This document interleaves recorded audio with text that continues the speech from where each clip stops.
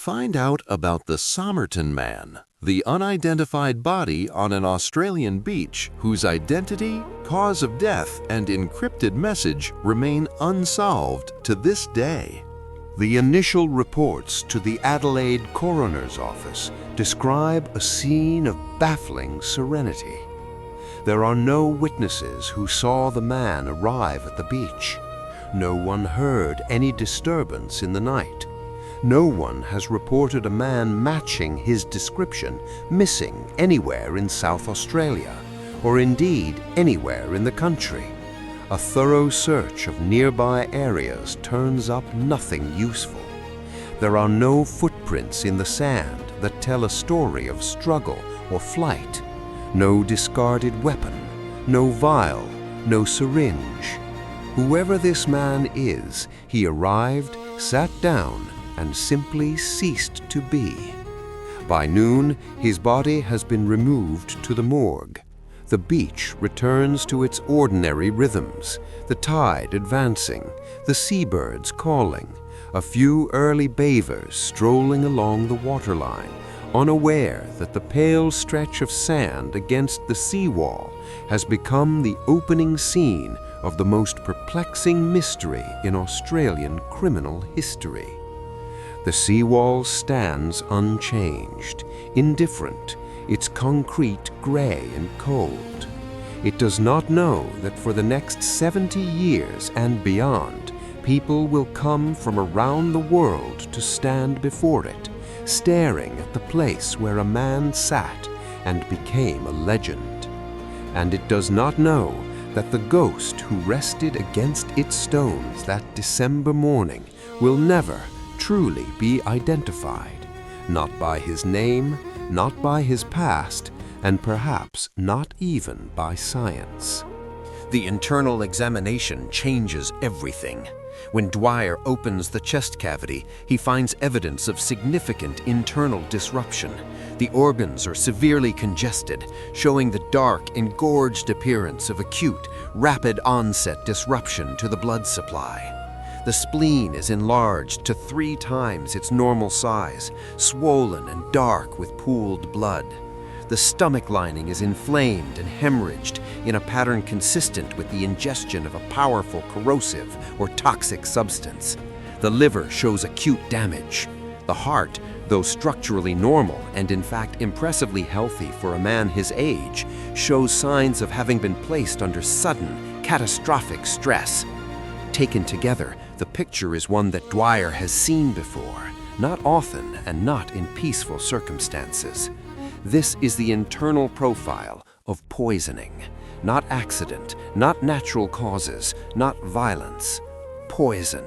The question is, which poison? Dwyer sends tissue and blood samples to the government analyst with an urgent priority request. He is careful and thorough in his collection of samples, understanding that toxicology will be the key to this case. As the samples leave the morgue, Dwyer writes in his preliminary notes his professional judgment. The cause of death was almost certainly poisoning by an unknown substance. He does not write murder because a poison can be self-administered. He does not write suicide because there is no evidence of intent. He writes unknown and circles the word. Unknown is where the Somerton Man will live for the rest of this case. The toxicology results, when they return from the government analyst, do not solve the mystery. They deepen it. The analyst tests for the full range of poisons available to the forensic science of 1948. Arsenic, strychnine, cyanide, morphine, barbiturates, alcohol, chloroform, and a range of other known toxic substances. The results come back negative. Across the board, comprehensively, spectacularly negative. There is no trace of any known poison in the Somerton Man's tissues or blood. No known poison, the analyst notes with the careful hedging of a scientist trained never to say the impossible, that the absence of any identifiable toxic substance does not rule out poisoning. It merely indicates that if a poison was used, It was either a substance not yet catalogued or detected by 1948's analytical methods, or it was a compound that degrades rapidly in the body after death, leaving no trace.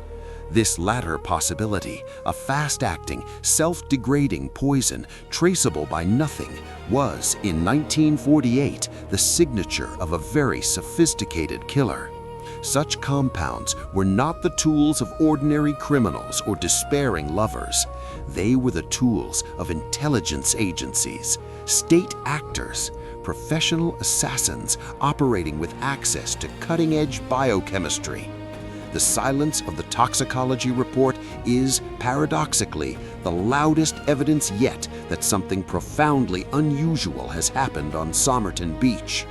But then the stomach contents provide a jarring counterpoint to the sophisticated scenario being constructed.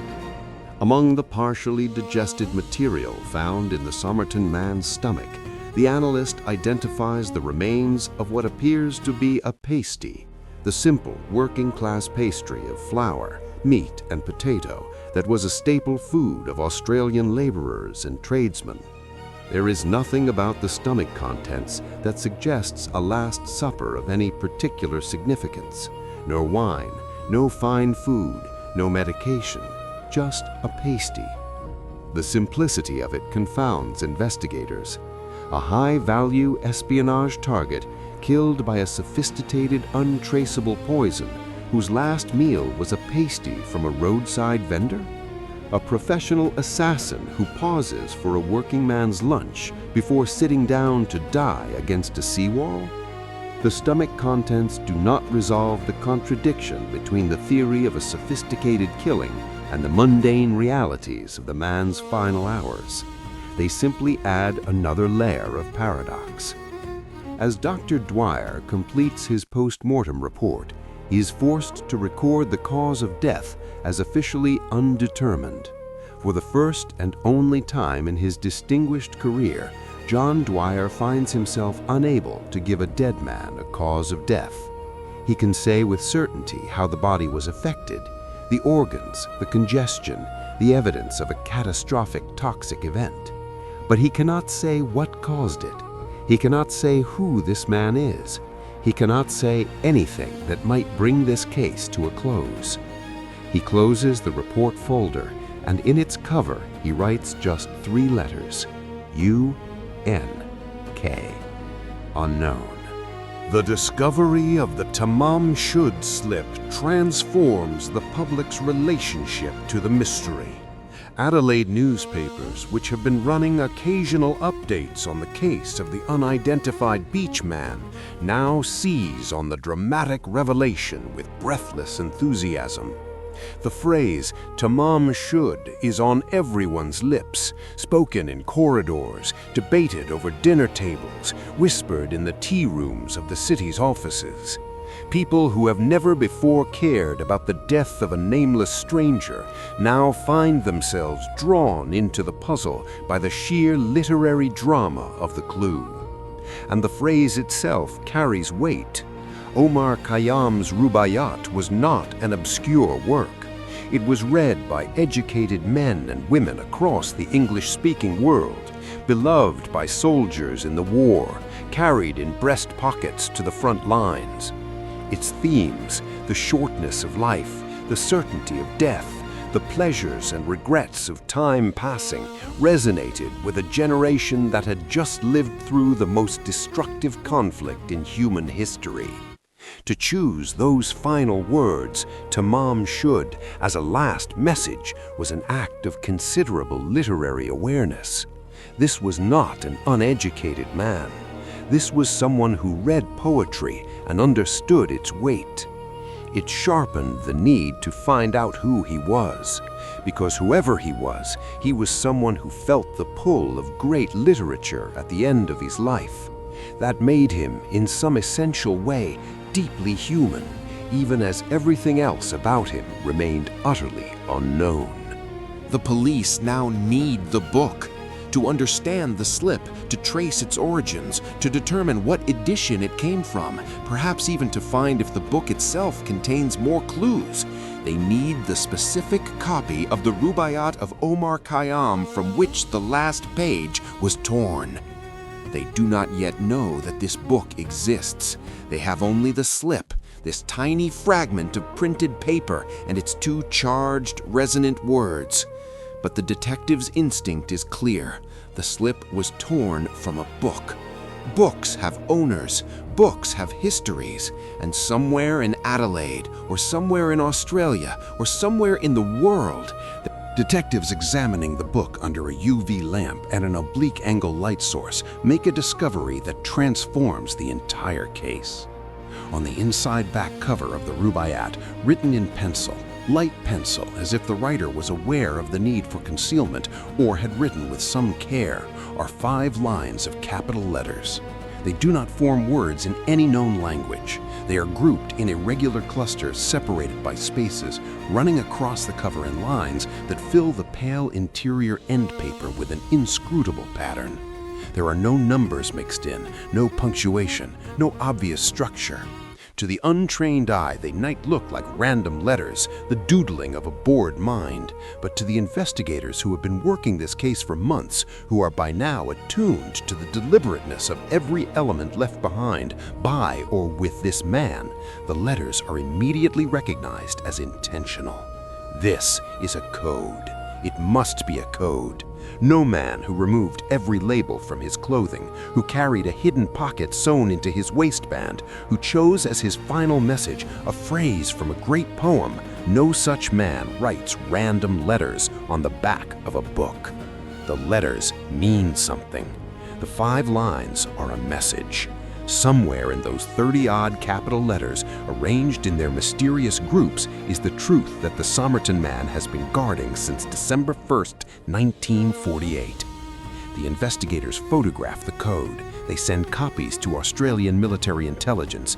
The world's best code breakers work on the 5 lines for months, then years, then decades.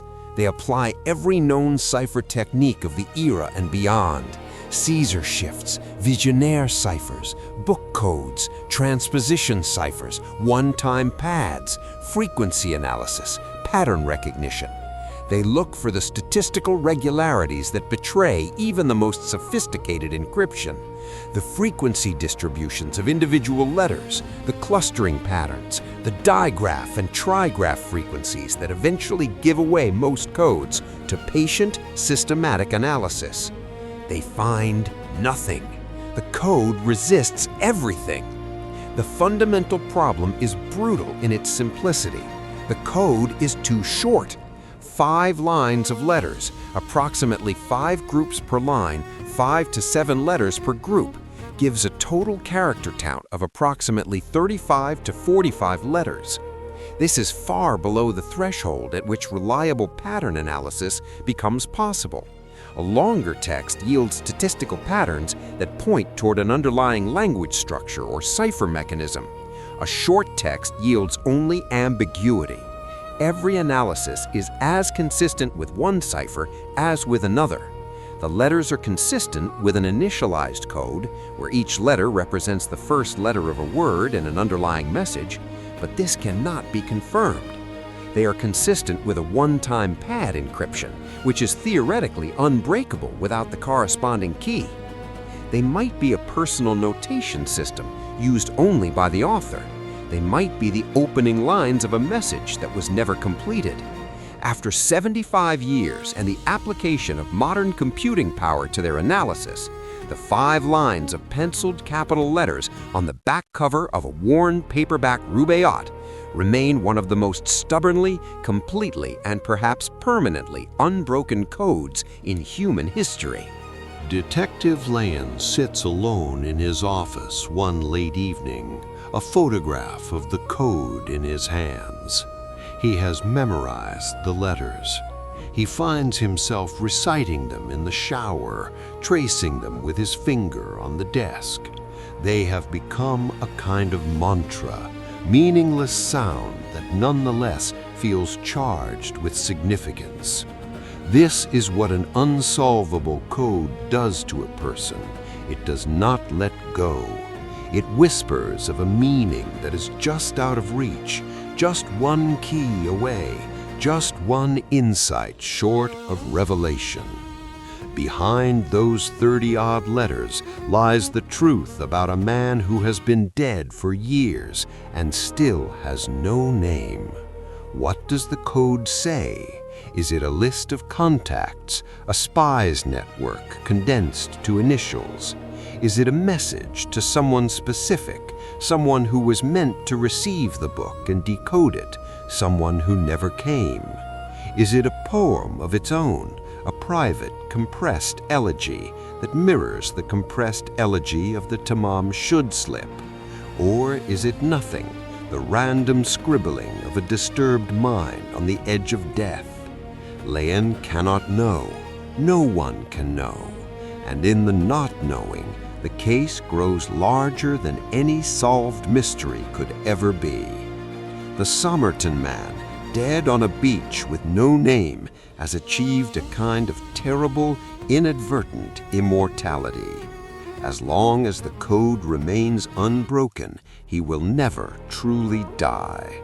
He will be endlessly, stubbornly, magnificently present in every attempt to understand him. Jessica Thompson does offer one piece of information, guardedly. She explains that she once owned a copy of the Rubaiyat of Omar Khayyam. It was a gift she gave to a man, a soldier, during the Second World War. His name was Alfred Boxall. She had given him the book as a keepsake, she says, inscribing it with a personal note. For a breathless moment, the detectives believe they have found their answer. Alfred Boxall is the Somerton Man. The dead man on the beach is Alfred Boxall, a soldier who received a book from a woman called Jessica Thompson and who died carrying a page from it. The investigators work quickly. They search for Alfred Boxall. They find him. He is alive and well, living in Sydney, working as a civilian after his military service. And, most critically, he still has his copy of the Rubaiyat of Omar Khayyam. When the detectives inspect it, the final page is intact. The last page with the words Tamám Shúd is present, complete, untorn. Inside the front cover, in a woman's handwriting, is an inscription, a quatrain from the Rubaiyat, copied out by hand, with a signature that matches Jessica Thompson's. It is a beautiful, intimate gift inscription. But the book is not the book from which the dead man's slip was taken. Alfred Boxall is not the Somerton Man. The lead collapses, and in its collapse, it deepens the question of Jessica Thompson's involvement and the dead man's identity by an order of magnitude. If it was not Boxall, then who? The failure of the Boxall lead throws the investigation back to Jessica Thompson with renewed intensity. She is a woman who is clearly connected to the case. Her phone number in the book, her proximity to the beach, her reaction to the death mask, but whose denial is absolute and apparently immovable. The detectives are left with a human puzzle that mirrors the cryptographic one. They can see the outline of a secret without being able to read its contents. Subsequent research into Jessica Thompson's history, conducted years and decades later by independent investigators who have devoted careers to the Tamám Shud case, develops a richer, more complicated picture of her life. She is known in some police records by the name Justin, a nickname that may have been the name the Somerton Man knew her by. She is believed by some researchers to have been involved in activities during and after the war that placed her in contact with the kind of people, intelligence agents, operatives, political radicals, who might plausibly be involved in a case with the characteristics of the Somerton mystery. Her son, Robin, who grows up with no certain knowledge of his father's identity, is noted by later researchers to have certain physical characteristics, high-set calf muscles in particular, that are strikingly similar to those noted by Dr. Dwyer in his external examination of the Somerton Man. The implication, never proven, is significant, that Robin Thompson may be the biological son of the dead man on the beach. If so, Jessica Thompson did not just know the Somerton Man, she loved him, and she carried that secret alone to her grave. The story of Jessica Thompson and the Somerton Man is, at its most human level, a love story, or possibly a tragedy of a love that ended badly. The theory that has gained the most emotional traction among those who have spent years with this case is that the two were connected by a relationship of profound intimacy. That the Somerton Man came to Adelaide, perhaps from interstate, perhaps from overseas, for a final meeting with Jessica. That the meeting did not go as he hoped, that she rejected him or told him something that broke whatever remained of their connection, that he walked to the beach, sat down against the wall that was perhaps a place they both knew, and chose to end his life with a poison he had brought for that purpose, administered voluntarily and calmly in the manner of a man who had already made his peace with what was coming, and that he carried in a hidden pocket against his skin the last words of a poem about the transience of all things. It is ended. It is finished. It is, perhaps, the most heartbreaking interpretation of the evidence.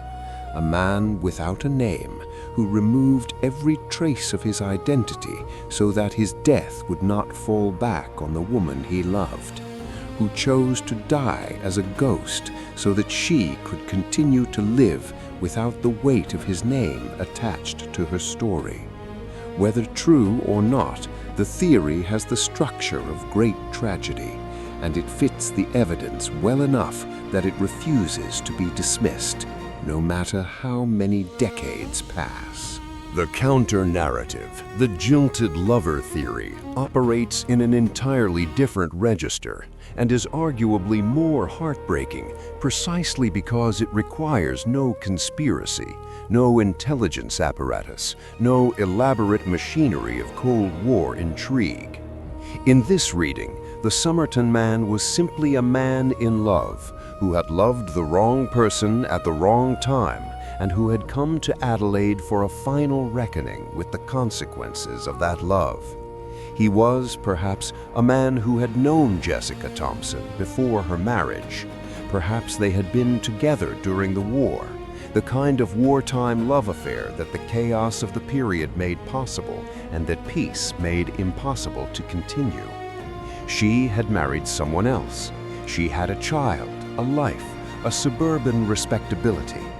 He was someone from outside that life, someone whose existence was incompatible with the person she had become. He had come to see her one last time, perhaps to ask for something, a decision, a reunion, an acknowledgement. She had refused him or was unable to give him what he needed. He had walked to the beach, their beach perhaps, a place from their shared past, and he had ended it. The phrase Tamám Shúd was not a spy's report. It was a poem, a lover's farewell. And the code on the back of the book was not an intelligence cipher. It was the last letter he wrote to her, encoded so that no one else could read it, so that it would be delivered to her and to no one else. A love letter in a language that only she could read. And if she could read it, she never said. The decades turn, and the Somerton Man becomes not just a mystery, but an institution. In the 1960s and 1970s, the case is a staple of true crime journalism in Australia, a perennial story in magazines and newspapers, revisited with new angles whenever the anniversary approaches or a researcher surfaces a new fragment of potentially relevant information. In the 1980s and 1990s, television documentaries begin to appear, Australian current affairs programs and true crime specials that bring the death mask, the code, and the photograph of the plaster bust to a new generation of viewers. Academics begin to take formal interest. Historians of Australian Cold War intelligence, cryptographers, forensic scientists, and amateur investigators with backgrounds in linguistics, genetics, and library science. Each one approaches the case through the lens of their discipline.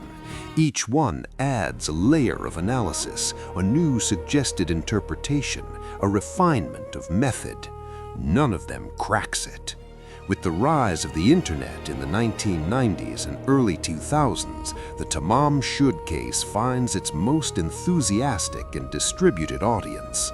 Online forums, dedicated websites, and later social media groups attract thousands of people from around the world. School teachers in Canada, retired military analysts in Britain, genealogists in New Zealand, linguists in Germany, all contributing their expertise and obsession to the collective project of solving a mystery that has been festering in an Adelaide case file since 1948. A global community of investigators forms around a dead man no one has been able to name. What does it mean that a nameless, dead man on an Australian beach has generated more sustained, international, intellectual attention than most solved crimes generate in their entire formal histories? It means, perhaps, that the Somerton Man has become a Rorschach test, a blank onto which the preoccupations of each decade project their particular anxieties and fascinations. In the Cold War era, he is a spy. In the romantic counterculture of the 1960s and 1970s, he is a tragic lover. In the digital age, he is a code to be cracked by the combined processing power of crowdsourced intelligence. In each era, what people find in the Somerton Man is a reflection of what they are most afraid of or most moved by. The unbreakable code mirrors the unbreakable barriers of the Cold War. The jilted lover mirrors the cost of social conformity in post-war society. The anonymous dead man mirrors the modern fear of institutional invisibility, that any one of us might disappear and leave behind only questions. His grave in West Terrace Cemetery in Adelaide is simple, a plain headstone placed there initially by police and later maintained by the community, marking the burial place of the unknown man. People leave flowers there. They leave copies of the Rubaiyat. They leave handwritten notes, as if the communication that was never established in life might somehow still be made across the boundary of death, as if the message in the code might somehow reach him, or he might somehow answer. The grave is quiet. The sea, 15 minutes away, moves as it always has. It does not answer either. The DNA analysis proceeds through the extraordinary machinery of modern forensic genetics. From the bone samples extracted during the exhumation, scientists at the University of Adelaide's Forensic Genetics Laboratory sequenced the Somerton Man's genome. The quality of the preserved DNA, bones kept in a cemetery's dry South Australian soil for over 70 years, is sufficient for detailed analysis. The genomic profile is built piece by piece from fragments of degraded but readable genetic code. Genealogy databases are consulted, the massive, commercially assembled DNA family trees that millions of ordinary people around the world have voluntarily added their genetic information to in search of ancestors and relatives. The forensic team builds a genetic family tree of the Somerton Man, working outward from his DNA profile through distant relatives identified in the databases, triangulating backward through known genealogical records to identify potential identities. It is painstaking, technically demanding work that would have been completely impossible as recently as the early 2000s. The results, when they emerge, are tentative but significant. The analysis points toward a possible name, Carl Webb, also known as Charles Webb, an electrical engineer from Victoria, born in the 1910s, a man who appears to have largely disappeared from public records in the late 1940s. A possible family connection is traced through a distant relative match in the genealogy database. The convergence of genetic and genealogical evidence is promising, but it is not definitive. Not yet. Perhaps not ever. The possible identification of Carl Webb illuminates certain aspects of the mystery without resolving its deepest questions. If the Somerton Man is Carl Webb, an electrical engineer from Melbourne with no obvious intelligence connections on the public record, then the elaborate Cold War spy theory loses some of its foundation, but it does not collapse entirely.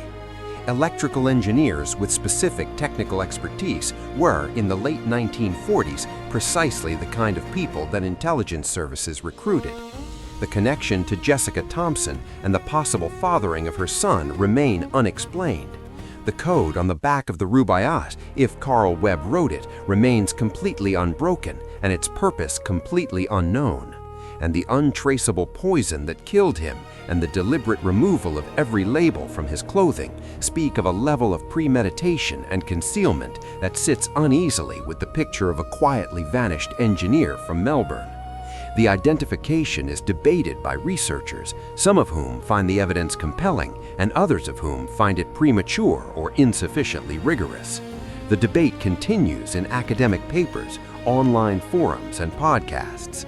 The Somerton Man resists the closure that science seemed about to offer him. He remains, even with a possible name attached to his bones, a figure defined primarily by what cannot be known about him. The code is unbroken. The connection to Jessica Thompson is unproven.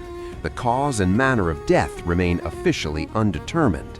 A name is not a story, and his story remains unfinished. There is a final image that this story keeps returning to, like a tide returning to the same shore. Somerton Beach, the Seawall, the place where it began. It is still there. The concrete is the same concrete, or very nearly, patched and maintained over the decades, but standing in essentially the same form, at the same angle to the same sea. The sand is the same sand, rearranged by 75 years of tides, but still the same beach, still the same stretch of the Southern Ocean. People still walk there in the mornings. Some of them know the story. Some of them do not.